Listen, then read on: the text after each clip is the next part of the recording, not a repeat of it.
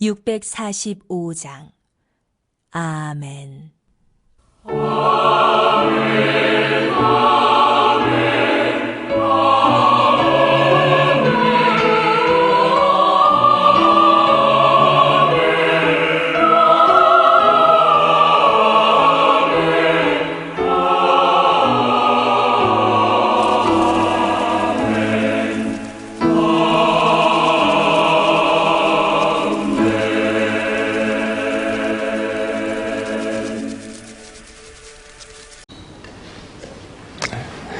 사랑하는 성도 여러분, 지나간 한 주간도 평안하셨는지요? 벌써 6월 첫 번째 주일입니다. 이제 계절적으로도 벌써 무더운 여름이 시작이 된 것 같습니다. 모든 성도들의 가정마다 하나님의 주신 은혜와 평안, 또 이전에 맛보지 못했던 하나님의 주시는 그 넘치는 부여하신 은총이 여러분들의 모든 삶 가운데 함께 하시기를 간절히 축복합니다. 성도들이 없는 이 빈 교회에서 설교를 한 지도 벌써 석 달이 다 다가가고 있습니다. 어려운 계시록을 우리가 계속 공부를 해왔습니다. 여러분들이 이 어려운 말씀을 어떻게 이해하고 있는지 제가 여러분들의 모습 또 여러분들의 눈길을 통해서 이 말씀이 잘 전달되고 있는지를 확인하고 싶지만 그럴 수 없는 형편이기에 계시록 강의를 잠시 멈추고 이제 주제에 맞는 설교를 하려고 합니다. 계시록 강의는 이제 교회가 오픈이 되면 여러분들과 함께 이 말씀을 다시 나누도록 하겠습니다. 오늘 우리가 함께 볼 말씀은 열왕기상 17장 17절로 24절까지 말씀을 함께 보겠습니다. 이 일 후에 그 집 주모되는 여인의 아들이 병들어 증세가 심히 위중하다가 숨이 끊어진지라. 여인이 엘리야에게 이르되 하나님의 사람이여 당신이 나로 더불어 무슨 상관이 있기로 내 죄를 생각나게 하고 또 내 아들을 죽게 하려고 내게 오셨나이까.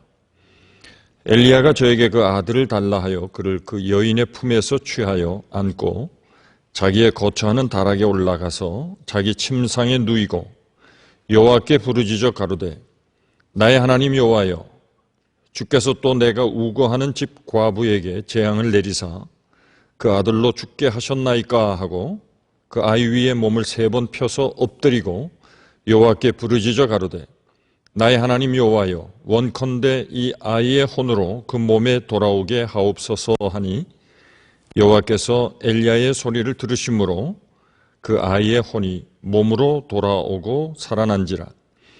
엘리야가 그 아이를 안고 다락에서 방으로 내려가서 그 어미에게 주며 이르되 보라 내 아들이 살았느니라.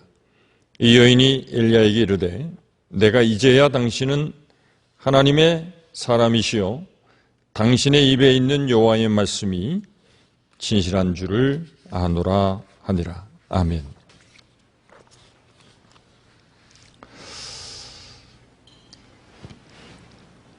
지금 미국을 비롯해서 세계 곳곳에서 조지 플로이드라고 하는 흑인이 경찰관에 의해서 억울한 희생을 당한 것에 대한 추모 시위가 계속되고 있습니다. 폭력 시위로 변절되기도 했습니다만 지금은 많이 진정되어 가는 것 같습니다. 어쨌든 이 어려운 시기에 세계 곳곳에서 우리가 생각하지 못했던 더 큰 사건들이 계속 발생하고 있습니다. 조지 플로이드는 숨을 쉴 수가 없다는 말을 여러 번에 걸쳐서 했다고 합니다. 주위의 사람들도 만류했지만 경찰의 폭력으로 8분 48초 동안 계속 그의 목을 누르다가 결국 그는 의식을 잃고 이후에 사망했습니다. 세상이 창조되던 날 하나님께서는 인간을 만드시고 그 코에 숨을 불어넣으심으로 사람이 살아 움직이는 생명의 사람이 되었다라고 창세기는 기록하고 있습니다.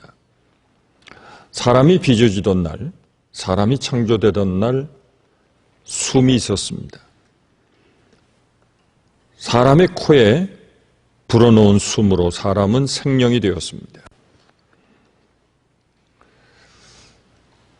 하나님이 주신 호흡, 하나님이 주신 숨을 통해 사람은 온몸과 더불어 그의 영혼이 하나가 되어 움직이는 완전한 인격체가 되었습니다. 그런데 이 세상은 힘 있는 자들이 힘 없는 자들의 숨통을 조르는 세상이 되고 말았습니다. 힘없이 쓰러진 이에 목을 무릎으로 짓누르고 숨길을 끊어버리는 이런 일들이 세상에서 버젓이 자행되고 있습니다. 혼돈과 흑암과 공허에 뒤엎인 세상에 질서를 가져오신 하나님의 창조를 무력화시키는 일들이 이 세상에서는 서스럼 없이 벌어지고 있습니다. 하나님은 질서를 만드시지만 사람들은 혼돈과 무질서를 만듭니다. 하나님은 빛을 창조하셨지만 인간은 어두움을 빚고 있습니다. 사실 이런 현실은 어제 오늘의 일이 아니죠. 죄로 가득한 세상을 바라보면서 시편은 이렇게 말하고 있습니다. 시편 18편 4절 5절에 죽음의 사슬이 나를 휘감고 죽음의 물살이 나를 덮쳤으며 수월의 줄이 나를 동여매고 죽음의 덫이 나를 덮쳤도다. 극단의 경우라 생각할 수도 있습니다만 오늘 우리가 살아가는 우리의 삶의 정황을 보면 이런 어려운 경험을 겪으며 살아가는 사람들이 참으로 많이 있습니다. 벼랑 끝에 내몰린 삶이 위태롭게 저들의 삶을 지탱하고 있는 어려움 속에 살아가는 이들이 참으로 많이 있습니다. 성경을 보면 위기에 처할 때의 모습이 자주 등장하는 것을 볼 수 있습니다. 예를 들면 이스라엘 백성들이 출애굽을 하고 광야를 지나는 기간, 저들이 당했던 여러 가지 많은 어려움과 위기의 상황들을 성경은 기록하고 있습니다. 또한 엘리야 시대에도 무척 많은 위기가 있었습니다. 이스라엘이 국가적인 위기를 겪고 있었습니다. 특별히 엘리야 시대는 총체적인 위기였습니다. 정치적으로, 도덕적으로, 영적으로 큰 위기의 상황이 만연하고 있었습니다. 오랜 가뭄으로 모든 생명체가 죽어가고 있었습니다. 생사의 문제가 이스라엘의 큰 위기로 다가오고 있었습니다. 오늘 성경 열왕기상 17장을 보시면 한 여인의 이야기가 나옵니다. 그런데 이 여인은 과부였습니다. 보통 성경에서 가장 열악하고 가난하고 어려운 이웃을 이야기할 때 고아와 과부라고 말합니다. 특별히 주목해야 될 점은 이 기근의 시대, 비가 오지 않아 거의 3년 6개월 동안 가뭄으로 고통받던 이스라엘, 어떤 양식도 구할 수 없는 이 기근의 시대에 한 과부가 살고 있었습니다. 그는 평소에도 얼마나 어려운 삶을 살아가고 있었을까요? 그런 그 과부가 기근의 시대를 살아간다는 것은 더더욱 어려웠을 것입니다. 위기 중에 위기였습니다. 실제로 그 집은 한 움큼의 밀가루와 조금 남은 기름밖에 없었습니다. 이제 거의 마지막 양식이 될 수밖에 없는 마지막 한 끼를 앞두고 있는 그 가정이었습니다. 그런데 흥미롭게도 하나님은 엘리야를 그 가정으로 보내셨습니다. 마지막 한 끼의 양식밖에 없는 정말 죽음을 직전에 둔 이 가정에 하나님은 엘리야를 그 가정으로 보내셨습니다. 거기에는 분명한 하나님의 뜻과 의도가 있었다고 생각합니다. 대개 이런 상황이면 다른 사람에게 관심을 가지기가 어렵습니다. 나 하나 살기도 하나밖에 없는 아들과 살아가는 이 처절한 인생을 살아가던 이 한 과부는 자신의 가정을 방문한 엘리야를 영접합니다. 그리고 놀랍게도 엘리야가 제안하는 말씀을 받아들이게 됩니다. 특별한 반응을 하게 됩니다. 한 끼의 양식밖에 남지 않고 앞으로는 어떻게 살아야 할지 미래를 전혀 예측할 수 없는 어려운 상황이었음에도 불구하고 그는 엘리야 선지자의 말씀을 믿고 마지막 양식을 선지자에게 드렸습니다. 여러분들이 이해를 돕기 위해서 오늘 본문 앞서 있는 말씀을 요약하면 그렇습니다. 하나님께서 엘리야를 이 한 과부의 집으로 보내셨습니다. 그리고 그 여인에게 자신에게 양식을 달라고 하라고 말씀하셨습니다.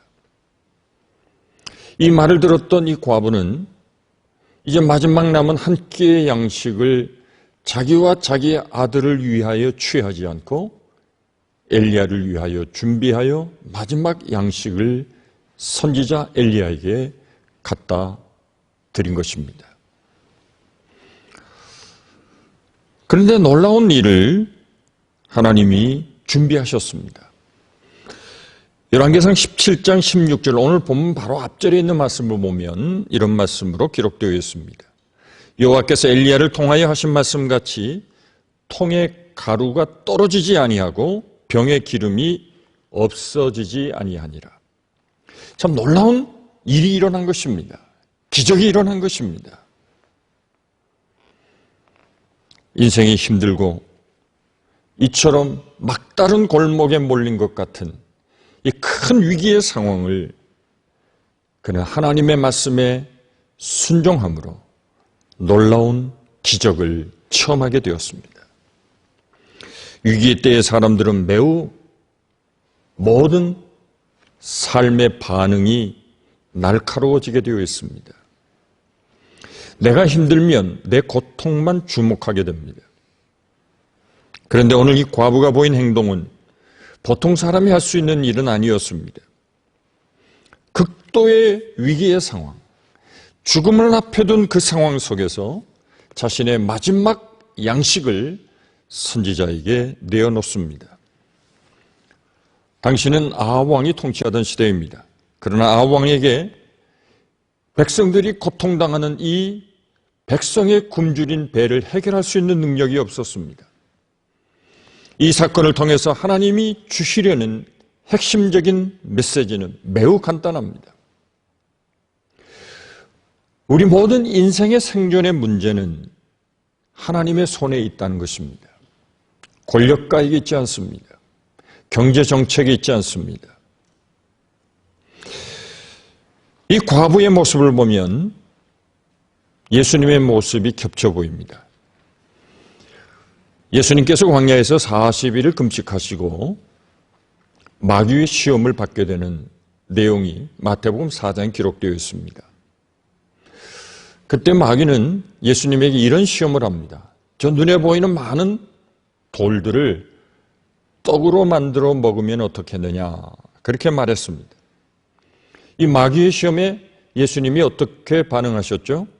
마태복음 4장 4절을 보시면 예수께서 대답하여 이르시되 기록되었을 때 사람이 떡으로만 살 것이 아니요 하나님의 입으로 나오는 모든 말씀으로 살 것이라고 했습니다. 예수님은 40일 금식 기도를 하셨고 극도의 배고픔을 느끼고 계셨을 것입니다. 그러나 예수님은 말씀을 포기하지 않으셨습니다.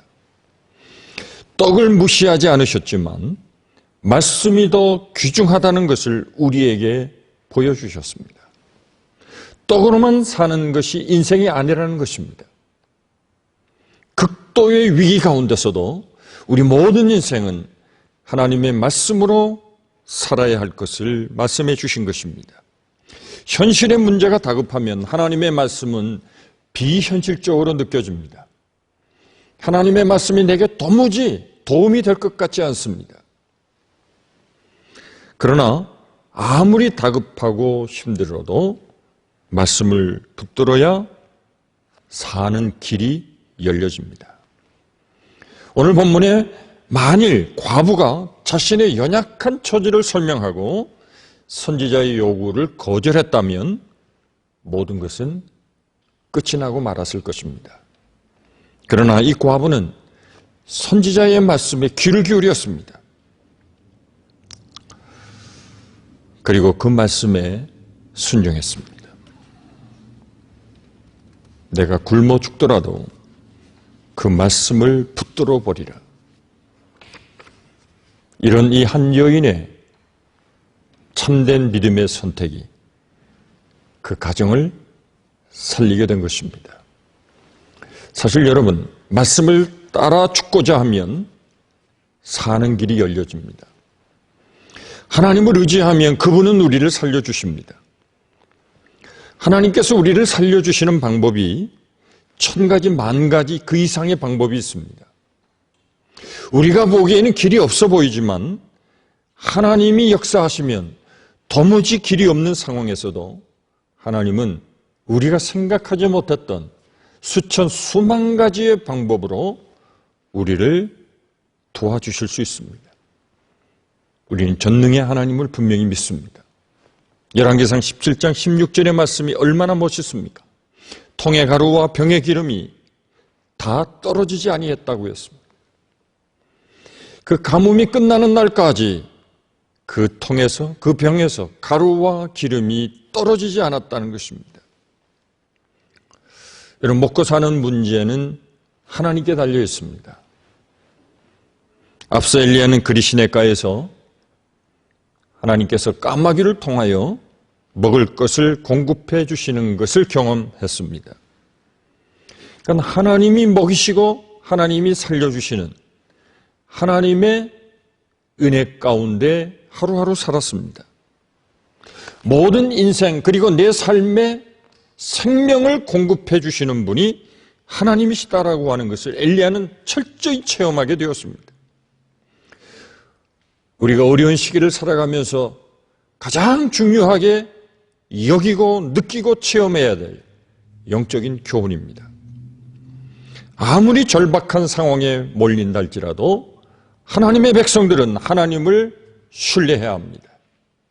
경제적으로 힘들수록 더 하나님을 의지할 수 있어야 됩니다. 사실 비가 오지 않고 기근이 몰려온 원인이 어디에 있었습니까? 당시 이스라엘 백성들이 바알과 아세라라고 하는 우상을 섬겼기 때문이었습니다. 그리고 하나님을 대적했습니다. 그리고 우상을 섬기는 일에 열중했습니다. 바알이라고 하는 신은 아세라라고 하는 신과 함께 대표적인 풍요의 신이었습니다. 그리고 다산의 신입니다. 바알을 섬기면 바알이 농사도 잘 되게 하고 자식도 많이 낳게 하는 생산의 신이라고 믿었습니다. 백성들은 바알이 저들에게 부유하고 풍요한 삶을 줄 것으로 착각했습니다. 그러나 바알은 가짜 신입니다. 나의 방법과 나의 수단을 강구하고 하나님을 옆으로 밀쳐놓으면 모든 환경은 더 험악해지고 열악해질 수밖에 없습니다. 삶이 불확실할수록 우리는 하나님의 말씀을 더 붙들어야 합니다. 내가 살겠다고 다른 눈에 보이는 세력과 힘을 의지하거나 하나님을 신뢰하는 손을 놓게 되면 우리는 사실 살아갈 방법이 없습니다. 우리의 삶을 채워주시고 내 삶을 만족해 하시는 분은 오직 하나님밖에 없습니다. 여호와는 우리의 목자이기에 내게 부족함이 없도록 채워주시는 분이심을 믿으시기 바랍니다. 우리를 일으켜주시고 내 삶의 동력과 에너지를 주시는 분은 오직 하나님이십니다. 문제는 그 다음입니다. 오늘 본문이 우리에게 주시는 교훈의 말씀이죠. 기근 시에 엘리야의 말씀에 순종함으로 그 가정이 경제의 문제에서 해결함을 받았습니다. 그런데 생각지 못했던 어려운 문제가 다시 발생하게 됩니다. 그 17절에 있는 말씀입니다. 이 일 후에 그 집주인 되는 여인의 아들이 병들어 증세가 심히 위중하다가 숨이 끊어진지라 했습니다. 과부의 아들이 병에 걸려 갑자기 죽게 됩니다. 지금 매우 어려운 시기를 살고 있었던 과부였습니다.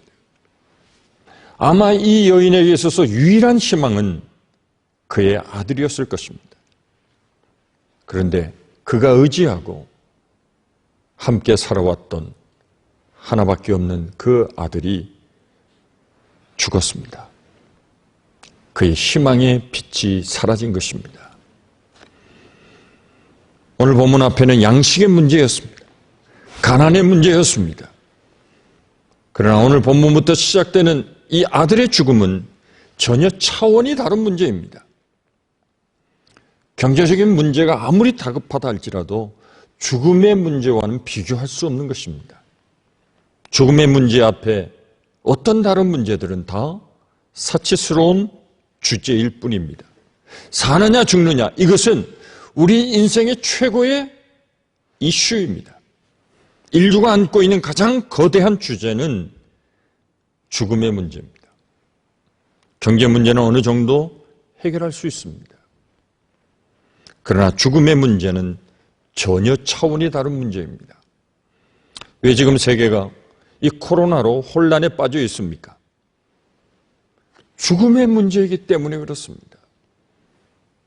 코로나는 우리의 일상을 다 바꿔 놓았습니다. 지금 온 세상 많은 사람들이 두려워하는 것은 바로 코로나로 인한 죽음이 점점 기세를 떨치고 있기 때문입니다. 그런데 죽음의 문제가 심각하지만 사람들은 이 죽음의 문제를 외면하려고 합니다. 사람들에게 대체로 죽음은 나와는 별로 상관이 없는 먼 주제와 같이 생각을 해왔습니다. 설마 내게 무슨 죽음이 갑자기 오겠나? 그렇게 생각들 합니다. 그래서 죽음의 문제는 차차 내 삶에서 그렇게 중요한 문제를 여기지 않게 되었습니다. 그런데 이번에 이 코로나로 인해서 이 죽음의 현실이 내게도 현실이 될 수 있다는 가장 다급한 문제가 되어버리고 만 것입니다. 우리의 일상 안으로 이 문제가 밀고 들어오게 되었습니다. 이 죽음의 문제 앞에 우리는 어떻게 반응합니까? 대부분 죽음 앞에 서보지 않기 때문에 잘 알 수 없습니다. 죽음의 문제 앞에 모든 사람들이 서툽니다. 지금 이 갑작스러운 이 과부의 아들의 죽음에 엘리야의 입장이 매우 난처해졌습니다. 과부는 당장 엘리야에게 원망을 합니다. 이런 위기 속에 엘리야의 반응은 어떻습니까? 오늘 19절을 보시면 엘리야가 그에게 그의 아들을 달라고 하여 그를 그 여인의 품에서 받아 자기가 안고 자기가 거처하는 다락에 올라가 자기의 침상에 누였다고 했습니다. 엘리야는 죽음의 문제를 비껴가려고 하지 않았습니다. 세상은 가능한 한 죽음의 문제를 비껴가려고 합니다. 그러나 인간은 죽음의 문제를 다룰 능력이 없습니다. 아무리 세상이 점점 그 문명과 과학이 고도해진다 할지라도 죽음은 결코 인간이 쉽게 다룰 수 없는 문제입니다. 지금 엘리야는 죽은 아이를 그의 어머니로부터 넘겨받았습니다. 우리가 눈여겨봐야 할 대목입니다. 엘리야는 죽음을 끝으로 보지 않았다는 것입니다. 엘리야의 그 다음 행동이 중요합니다. 이 아이의 죽음을 가지고 하나님 앞에 나아갔다는 것입니다. 죽고 사는 문제는 인간이 다룰 영역이 아닙니다. 오늘 보면 20절을 보시면 여호와께 부르짖어 이르되 내 하나님 여호와여 주께서 또 내가 우고하는 집 과부에게 재앙을 내리사 그 아들이 죽게 하셨나이까. 이렇게 말합니다. 지금 엘리야는 하나님 앞에 이 문제를 내어놓고 하나님께 맡기고 있습니다. 죽음은 상황 종료입니다. 사람들이 죽음을 두려워하는 이유입니다. 죽음은 모든 것과의 연결고리를 끊어버립니다. 나의 사랑하는 가족과의 관계를 끊습니다. 내가 맺고 있던 모든 사회적인 제도와 조직과도 관계가 차단됩니다. 모든 것을 내려놓고 가게 됩니다. 완전한 상실입니다.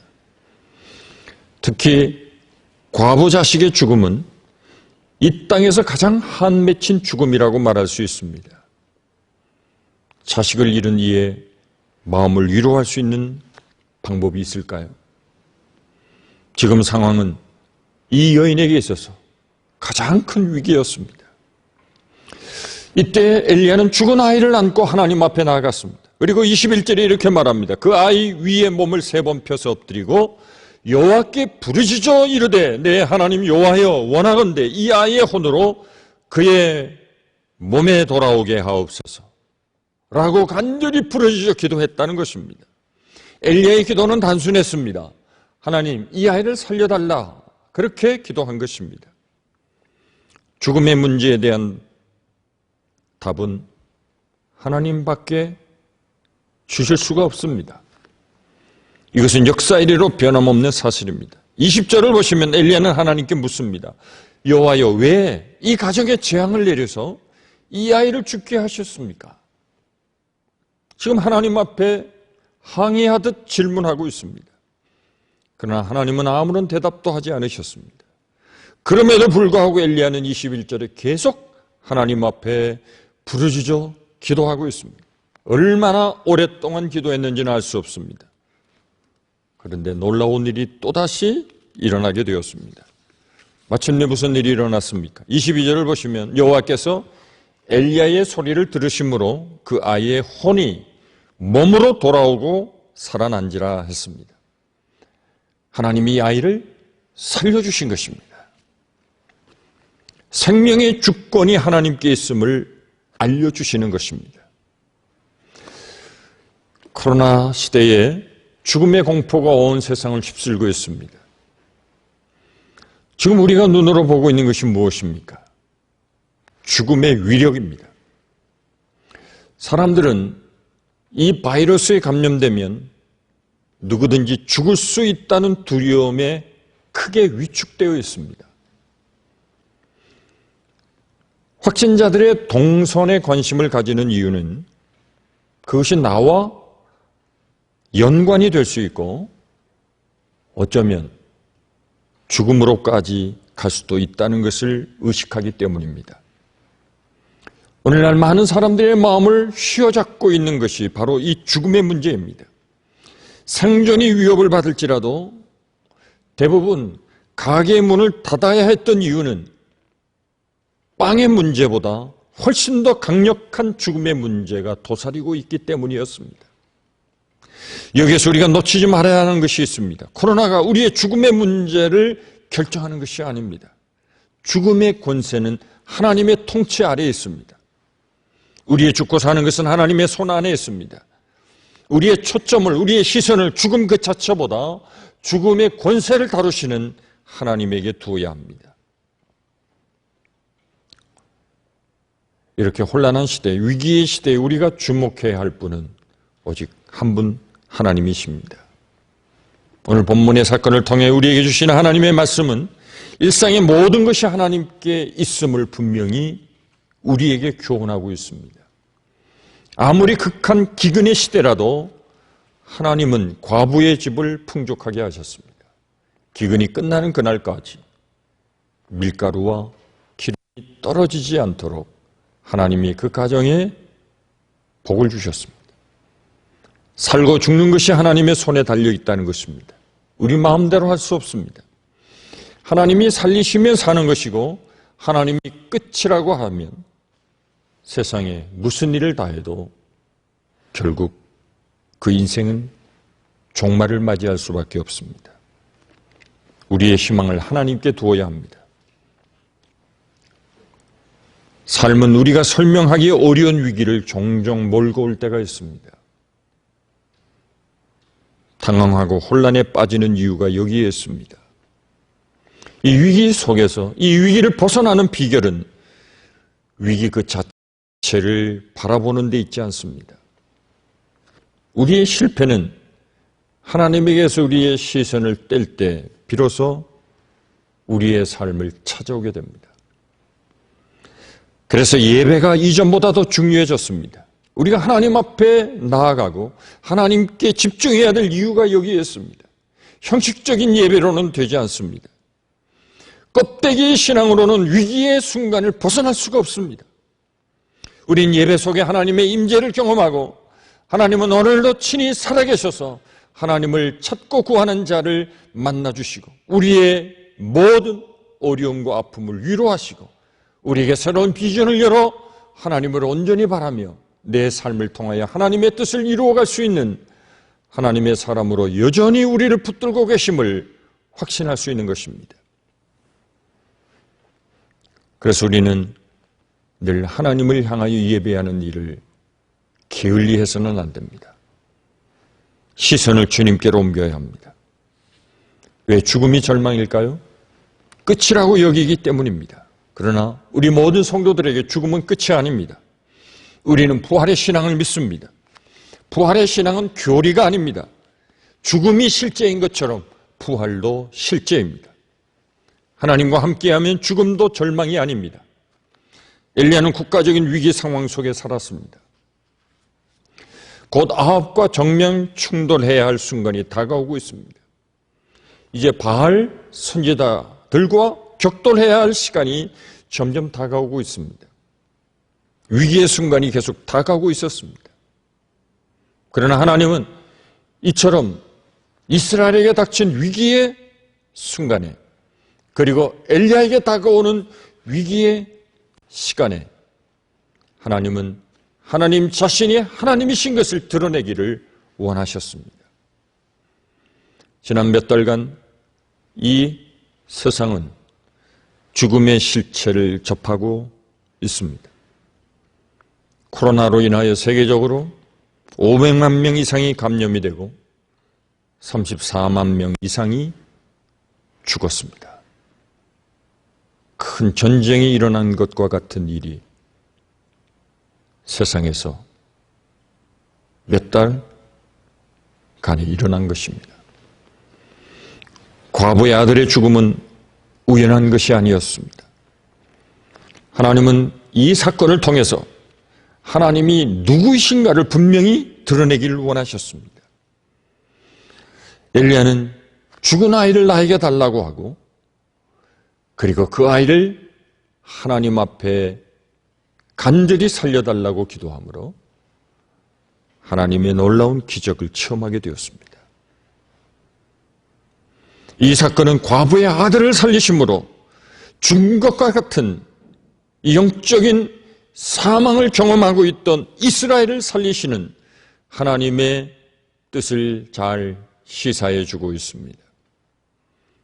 과부의 아들을 살리시는 하나님께서 이스라엘도 다시 회복시켜 주실 것을 우리에게 교훈하고 있는 말씀입니다.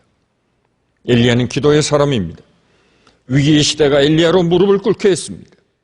여러분, 위기의 시대에 기도의 사람들이 점점 많이 일어난다는 것을 아십니까? 아무리 힘들어도 내가 스스로 결론 내리지 않는 사람, 하나님이 모든 문제를 아시고 그 모든 문제의 결론을 우리에게 드러내실 하나님을 바라보는 삶. 그래서 그 하나님을 바라고 무릎을 꿇었던 엘리야가 오늘 이 시대에도 필요한 것입니다. 어렵고 힘든 삶이 계속되면 사람들은 보통 패배주의에 휩싸이게 됩니다. 안 된다고, 끝났다고, 낙심의 좌절의 말을 하는 사람들이 점점 많이 나타나는 것이죠. 그렇습니다. 살다 보면 절망할 일이 많습니다. 낙심이 찾아옵니다. 코빅19가 지나가면 또 다른 것이 올 것입니다. 우리가 사는 이 시대는 결국 평안을 위하여 살아갈 수 없는 계속되는 인생의 파도가 몰려오는 이 세계 가운데 임할 많은 고통과 고난이 지속적으로 우리를 찾아오게 될 것입니다. 더더구나 죽음의 절망은 피할 수 없을 것입니다. 그러나 하나님은 우리에게 복음을 주셨습니다. 부활의 복음입니다. 죽음은 더 이상 저주가 아닙니다. 그리스도가 우리를 위하여 죽으심으로 죽음의 문제를 해결하지 않으셨습니까?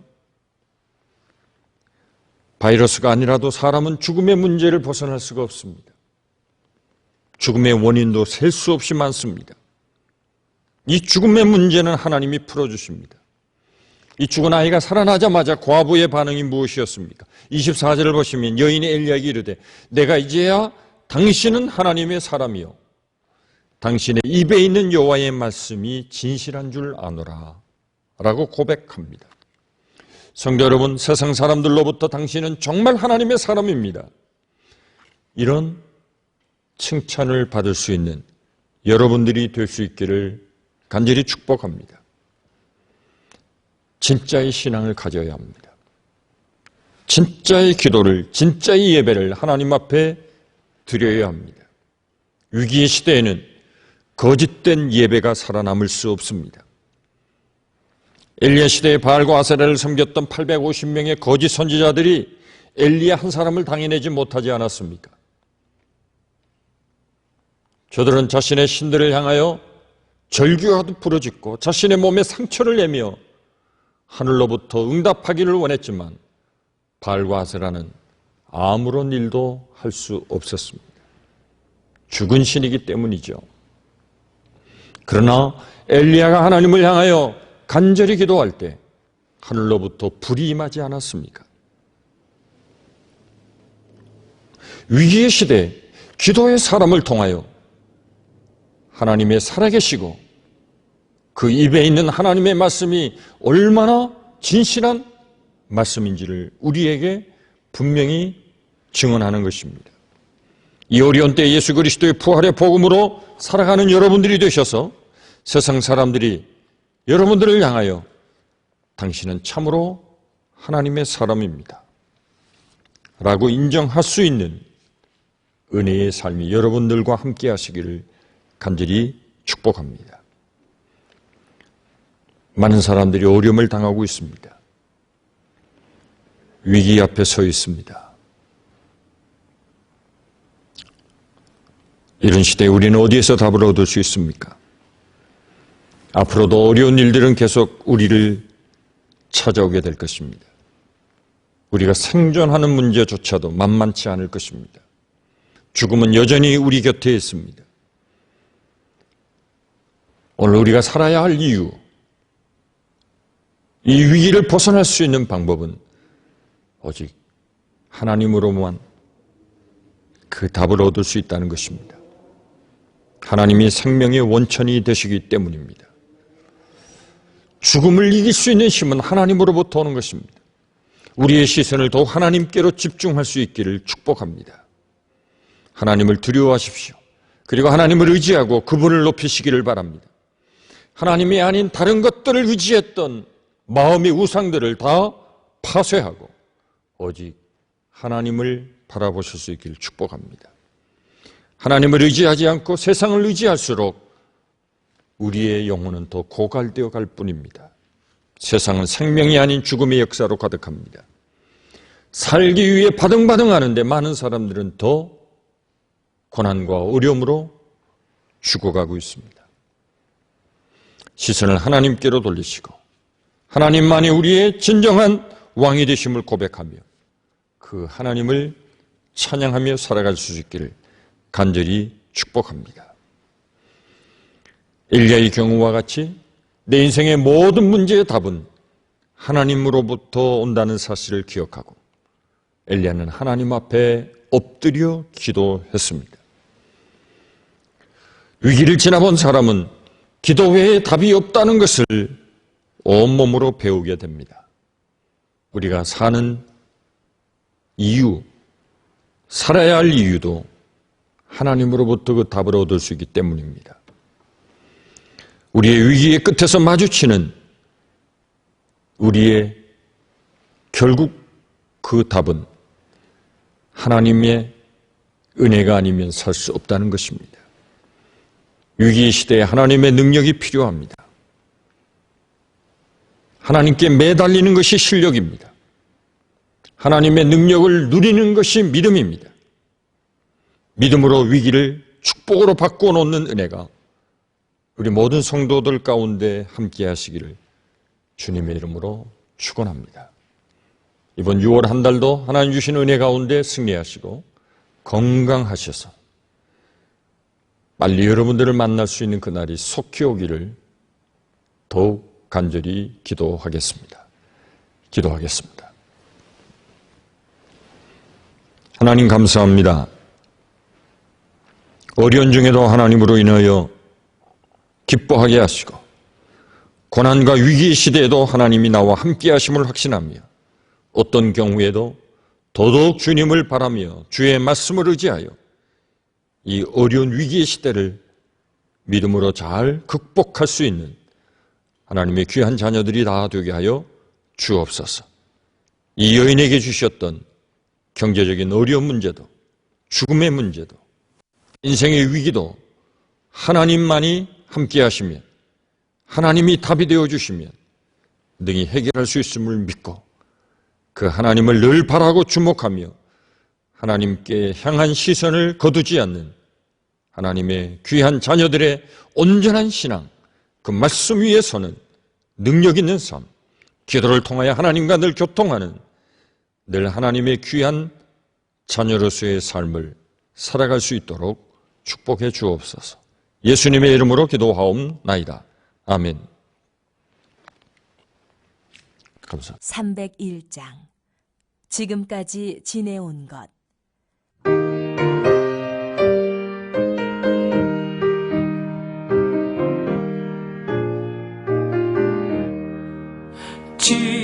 지금까지 지내온 것 주의 크신 은혜라 한이 없는 주의 사랑 어찌 이루 말하랴.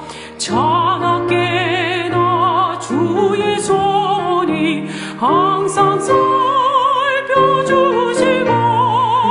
모든 일을 주 안에서 형통하게 하시네. 몸도 맘도 연약하나 새 힘 받아 살았네. 물 붓듯이 부으시는 주의 은혜 족하다.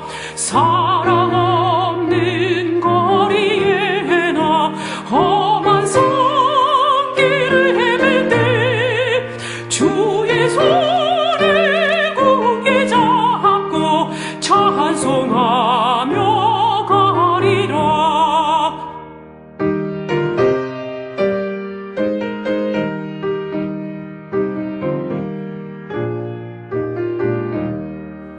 주님 다시 배울 날이 날로 다가와 무거운 짐 주께 맡겨 벗을 날도 멀잖네. 나를 위해 예비하시 고향 집을 돌아가